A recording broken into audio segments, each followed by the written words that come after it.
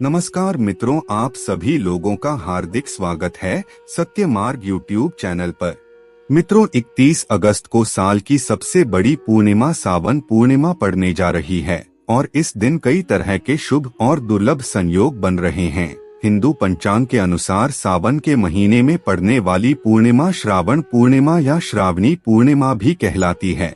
शास्त्रों में इस दिन स्नान दान धर्म का विशेष महत्व बताया गया है और सावन पूर्णिमा के दिन ही रक्षाबंधन का पवित्र त्योहार मनाया जाता है। इस बार सावन पूर्णिमा की शुरुआत 30 अगस्त को होगी और 31 अगस्त की सुबह तक रहेगी। मान्यता है कि सावन पूर्णिमा के दिन भगवान भोलेनाथ जी, माता लक्ष्मी जी और भगवान विष्णु जी की पूजा आराधना करने से जीवन में चल रही कष्ट परेशानियों से हाथों हाथ मुक्ति मिल जाती है।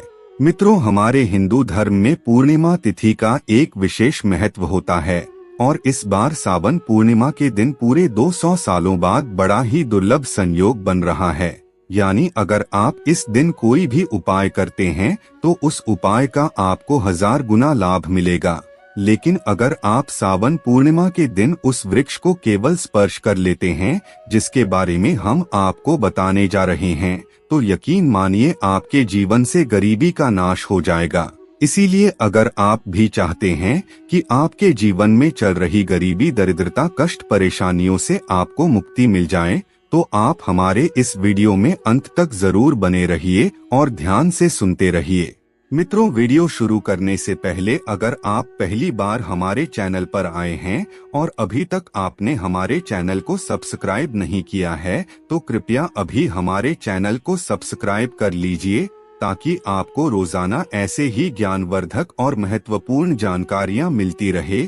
साथ ही साथ कमेंट बॉक्स में हर हर महादेव जरूर लिख दीजिए। मित्रों, वैसे तो आप सब जानते ही हैं कि हमारे धर्म शास्त्रों में पेड़ पौधों को एक विशेष महत्व दिया गया है और उन्हें देवी देवताओं का स्वरूप मानकर उनकी पूजा की जाती है। और वैज्ञानिकों ने भी यह प्रमाणित कर दिया है कि पेड़ पौधे मनुष्य को ऑक्सीजन प्रदान करते हैं। पेड़ पौधों के बिना मनुष्य की कोई हस्ती नहीं है। दोस्तों, पेड़ पौधों के बिना मनुष्य इस धरातल पर एक क्षण भी जीवित नहीं रह सकता, क्योंकि हमारा जो श्वास चलता है वह पेड़ पौधों के माध्यम से ही हमें प्राप्त होता है और हम जो कार्बन डाइऑक्साइड और अन्य प्रकार की अशुद्धि ऑक्सीजन शरीर से निकालते हैं, उन सभी को पेड़ पौधे ग्रहण कर लेते हैं। पेड़ पौधे स्वयं कड़ी धूप में तपते हैं और मनुष्य को शीतल छाया प्रदान करने का काम करते हैं। पेड़ पौधे से इंसान को केवल शीतल छाया ही नहीं बल्कि फल फूल लकड़ी सभी प्रकार की वस्तुएं मनुष्य के लिए उपयोगी होती है। इसीलिए हमारे धर्म शास्त्रों में पेड़ पौधों को सबसे ज्यादा गुणकारी बताया गया है। इसके अलावा भगवान श्री कृष्ण ने भी पेड़ पौधों को बहुत ही ज्यादा महत्वपूर्ण बताया है और पीपल का जो वृक्ष होता है उसे वृक्षों का राजा कहा जाता है, क्योंकि अन्य वृक्षों की तुलना में पीपल वृक्ष की आयु सबसे अधिक होती है।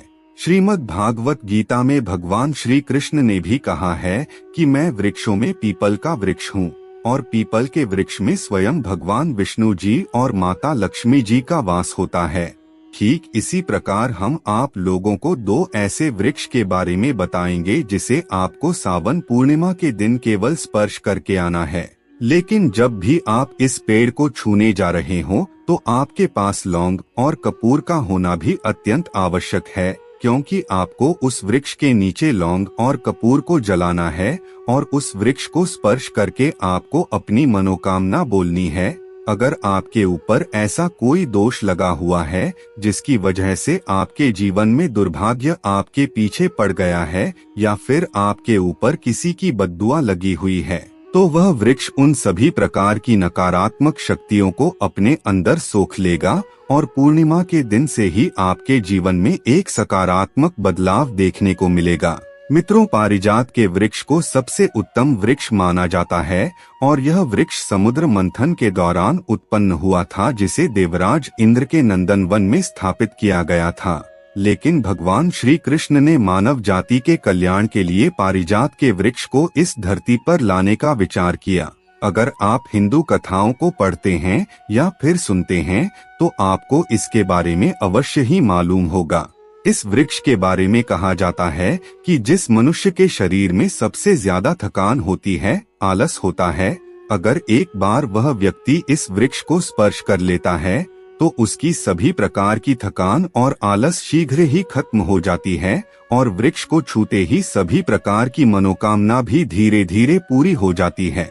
दोस्तों, आप लोगों को सावन पूर्णिमा के दिन इस वृक्ष के नीचे एक घी का दीपक जलाना है। दीपक जलाने के बाद इस दीपक में लौंग और कपूर डाल देना है और इस वृक्ष को छूकर अपनी मनोकामनाओं को मन ही मन बोल देनी है। अगर आप पूर्णिमा के दिन इस वृक्ष को स्पर्श कर लेते हैं तो आपके ऊपर किसी की बद्दुआ लगी है, आपके ऊपर किसी भी प्रकार का कोई दोष लगा हुआ है तो वह दोष खत्म हो जाएगा और आपका भाग्य आपका साथ देना शुरू कर देगा, क्योंकि इस वृक्ष पर साक्षात भगवान विष्णु जी और माता लक्ष्मी जी का वास होता है। मित्रों, दूसरा जो वृक्ष है वह है गूलर का वृक्ष। जी हाँ मित्रों, गूलर के वृक्ष को भी बहुत ही उत्तम और श्रेष्ठ माना जाता है, क्योंकि भगवान नरसिंह देव ने उस वृक्ष को वरदान दिया है जिसमें माता लक्ष्मी जी के साथ साथ स्वयं नरसिंह भगवान भी निवास करते हैं। गूलर के वृक्ष में कई प्रकार की दैवीय शक्तियाँ मौजूद होती है, तो आपको क्या करना है ध्यान से सुन लीजिए। आपको सावन पूर्णिमा के दिन गूलर वृक्ष के पास चले जाना है और एक घी का दिया जलाना है।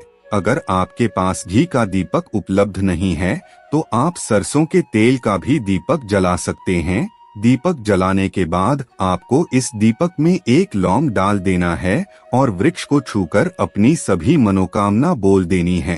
अगर आप इतना उपाय सावन पूर्णिमा के दिन करते हैं तो यकीन मानिए आपका भाग्य पूरी तरह से बदल जाएगा और आपकी सभी प्रकार की मनोकामना धीरे धीरे करके पूरी हो जाएगी। इसीलिए सावन पूर्णिमा के दिन इन वृक्षों को जरूर छू लेना, इससे आपका जीवन धन्य हो जाएगा। मित्रों, आज की वीडियो में बस इतना ही। फिर मिलते हैं किसी नई जानकारी के साथ, तब तक के लिए धन्यवाद।